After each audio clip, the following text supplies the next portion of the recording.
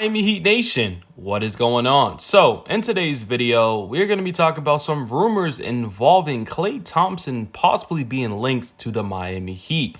Now, before we do start today's video, if you guys are diehard Miami Heat fans and want to stay updated to all Miami Heat content, this is the perfect channel for y'all. So smash that subscribe button, turn on post notifications, drop a like, and comment down of how do you feel about Klay Thompson possibly joining this team in free agency next year.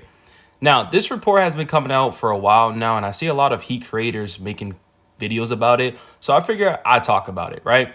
So in this article, it pretty much says the Miami Heat have proven to be appealing to a big-name free agents in the past. LeBron James, Chris Bosh, Jimmy Butler, and Kyle Lowry are proof of that. The Athletic shams that they have the next big target in mind in Golden State Warriors sharpshooter Klay Thompson.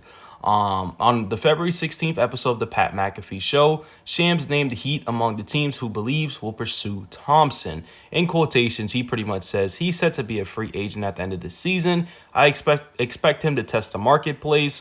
He said, I'll expect both Florida teams. I'll expect both LA teams. I'll expect potentially a couple of the East Coast teams to have interest in Klay Thompson. Now, do I believe this? We'll see what happens. But he also added that Thompson's long-term future with the Warriors remain uncertain despite the rich history. As of right now, unless there's a miracle extension, he's going to test the marketplace. And he says, I think the Warriors have understood going into this year, after they didn't extend him, his future is up in the air just for the simple fact that he's going into free agency. Now, I will say this, right?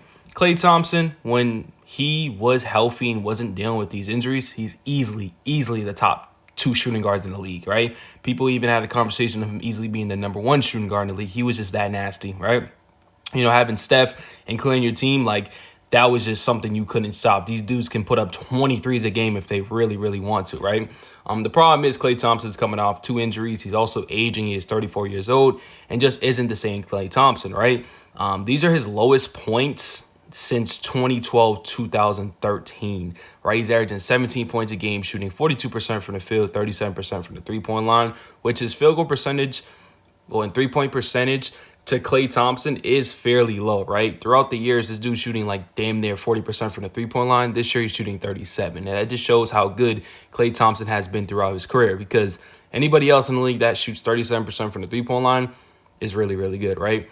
And another thing is that looks like the Warriors mainly be moving on from him is that they moved him to the bench. They officially moved him to the bench, and it took him a while. Like, he has a big ego. You know, Klay Thompson's one of those dudes that be flexing his rings as he's down 40 points, but he'd be like, I got 5 rings, I got 6 rings. He's one of those dudes, right?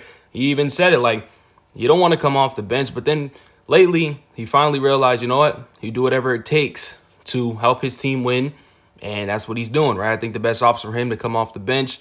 The question is for Miami Heat is, if we don't do nothing this year, there's definitely going to be changes, and I think that's confirmed. But do we really go out here and go get, you know, a 34-year-old, a 35-year-old, you know, heading into next season? Because we're already seeing the decline of Klay Thompson. Now, if we can get him on a cheap deal, let me not say a cheap deal because I don't think he would take that. But if we can get him on a reasonable deal, I'll say that, then maybe. But this is not going to be my number one option. I'm just not too interested in that.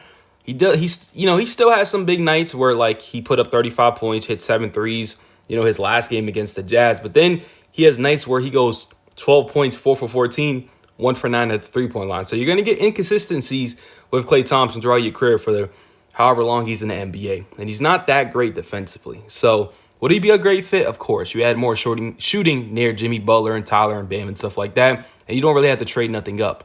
Problem is, cap situation, and does Klay want to come to Miami? And does Klay willing to take a type of contract that we may be able to offer? We'll see. I definitely think he will have suitors in free agency. But let us know in the comment section what you guys think.